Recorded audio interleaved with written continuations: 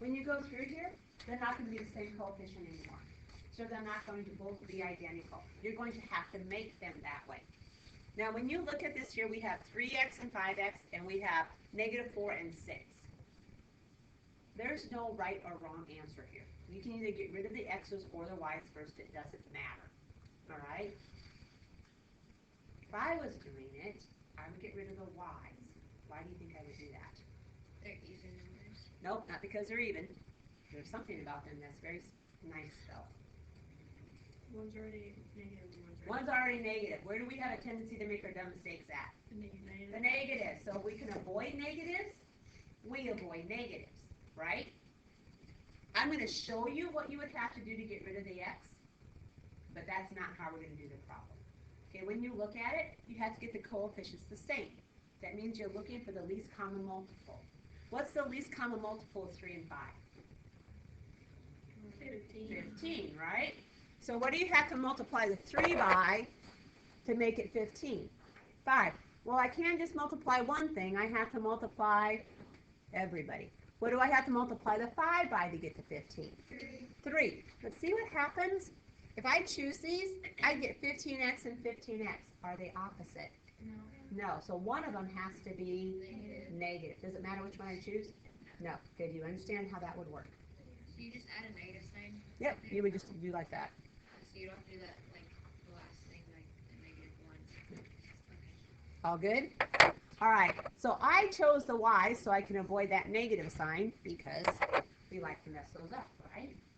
What's the least common multiple of 4 and 6? 12. Thank you.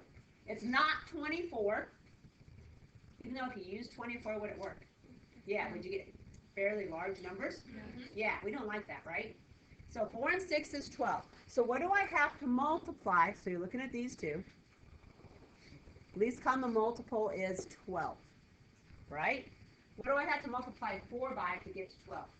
3. So I have to multiply this entire thing by 3. Do you understand?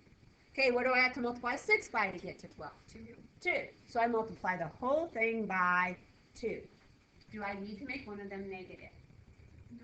No, because I already have a negative. Good? All right, now let me show you where all the children mess up. Not all, some. When I multiply, that's 3 times 3x, right? And it's 4 times negative, or 3 times -4. And then you like to stop. Were you fair? No, you have to multiply the 16 also. So don't forget, you have to go all the way through. So you have to multiply all 3 terms by the number. Promise? Okay, and then you do the same thing with the 2. So 10, 12, 14, or 48, 28, I can say that. Now look at your numbers. Do I have opposite coefficients? You do. Your 12s match, right? So they're going to cancel. Now you do the exact same thing you did yesterday. So you're adding them. So you get 19x equals 76. Then you divide. Now x equals 4. What do I do with the 4? Plug it in. Do I care which one I use? No, I picked the top one just because it was the top one. So 3 times 4. Everybody good? Solve for y, and y equals -1. What's my answer? 4, -1. What kind of lines? No. Consistent, independent, because independent has that one point that matches, right? Okay, and that's done. Questions? So is this any harder than yesterday? No, not really. Now, that's the very hardest it will be. Sometimes you only got to multiply one equation. Make sense? Okay, so do your practice. Oops, I don't want you to see the answer.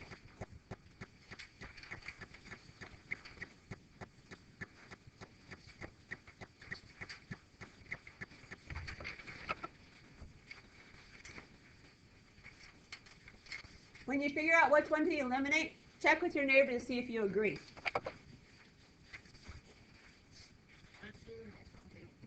Yeah, I do actually. But make sure you agree on this one. So if I multiply the top one by -2, what do I get? You get -4. negative 4x plus negative 2y equals what? 46. 92. Equals what? Negative 92. No, negative 46. All right. Do I have opposite coefficients? Yeah, the y's are the same, are opposite, so they go away. And I'm left with a negative x equals negative 9. So x equals what? X equals 9. What did you do with the 9? Where'd you put it? First one? It doesn't matter. You'll get the same answer.